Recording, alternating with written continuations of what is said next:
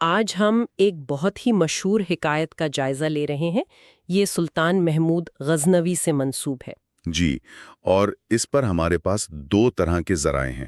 ایک تو کلاسیکی تاریخی تذکرے ہیں اور دوسری طرف جدید مورخین کا تجزیہ بھی ہے۔ تو ہمارا مقصد آج یہی سمجھنا ہے کہ یہ کہانی چاہے حقیقی ہو یا نہ ہو، ہمیں اس دور کی اقدار اور شاید سیاست کے بارے میں کیا سکھاتی ہے۔ بالکل، کیونکہ اکثر ایسی کہانیاں حقیقت سے زیادہ اس دور کی خواہشات کی عکاسی کرتی ہیں۔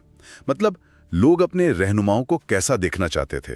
اچھا، تو کہانی کچھ یوں شروع ہوتی ہے کہ سلطان محمود ایک مہم سے واپس آ رہے ہیں اور ایک گھنے جنگل میں اپنے ساتھیوں سے بچھڑ جاتے ہیں۔ جی، وہ اکیلے ہیں، رات کا اندھیرا ہے، مگر وہ گھبراتے نہیں۔ بالکل، وہ صبر سے راستہ تلاش کر رہے ہیں، اور یہیں پر کہانی میں دوسرا کردار داخل ہوتا ہے، ایک ہندو راجا کی بیٹی جو خود بھی اسی جنگل میں کھو گئی ہے۔ اور ظاہر ہے وہ بہت خوفزدہ ہے۔ جی، اور پھر کہانی میں ایک ڈرامائی موڑ آتا۔ ہاں، جب ایک خونخوار درندہ شہزادی پر حملہ کرنے ہی والا ہوتا ہے کہ سلطان وہاں پہنچ جاتے ہیں اور اسے بچا لیتے ہیں۔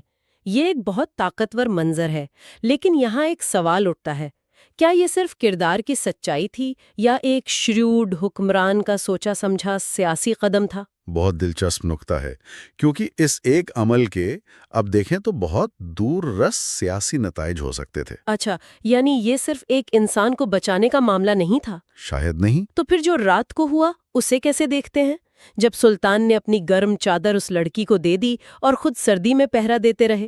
اس عمل کو تو کوئی نہیں دیکھ رہا تھا۔ یہی اس کہانی کا سب سے اہم حصہ ہے۔ دیکھیں، اگر پہلا عمل سیاسی ہو سکتا تھا تو یہ دوسرا عمل خالصتاً کردار کا امتحان لگتا ہے۔ یہاں عزت اور امانت کا تصور سامنے آتا ہے۔ یہ اس دور میں ایک کرنسی کی طرح تھا۔ امانت کس طرح سے؟ دشمن کی بیٹی کی حفاظت کرنا صرف ایک اخلاقی فتح نہیں تھی، یہ دشمن راجا کو اخلاقی طور پر آپ کہہ سکتے ہیں کہ غیر مسلح کرنے کے برابر تھا۔ اچھا، تو سلطان کا یہ کہنا کہ تم ایک امانت ہو، یہ صرف ایک جملہ نہیں تھا، یہ اس دور کے ضابطۂ اخلاق کا ایک طرح سے اعلان تھا۔ بالکل، اور شاید یہی امانت کا تصور ہے جو اگلی صبح کہانی کو اس کے کلائمیکس تک پہنچاتا ہے۔ جب راجا کے سپاہی آتے ہیں، جی، اور وہ اپنے سب سے بڑے دشمن کو اپنی شہزادی کے محافظ کے روپ میں دیکھ کر مطلب دنگ رہ جاتے ہیں۔ اور پھر راجا کا وہ مشہور جملہ آتا ہے، آپ نے دشمن ہو کر بھی وہ کردار دکھایا جو بڑے بڑے دوست نہیں دکھا پاتے۔ اور سلطان کا جواب، وہ تو اس پوری حکایت کا نچوڑ ہے۔ ہم دشمن میدان جنگ میں ہو سکتے ہیں مگر انسانیت میں نہیں۔ بالکل، یہ صرف دو بادشاہوں کا مقابلہ نہیں، یہ جنگ اور امن کے اصولوں پر ایک بیان ہے، اور جدید مورخین بھی یہی کہتے ہیں کہ شاید یہ سچ نہ ہو۔ ہاں، کہ شاید یہ لفظ بلفظ سچ نہ ہو، لیکن اس کا اتنا مقبول ہونا ظاہر کرتا ہے کہ لوگ اپنے حکمرانوں میں طاقت کے ساتھ ساتھ ایسی اخلاقیات بھی دیکھنا چاہتے تھے۔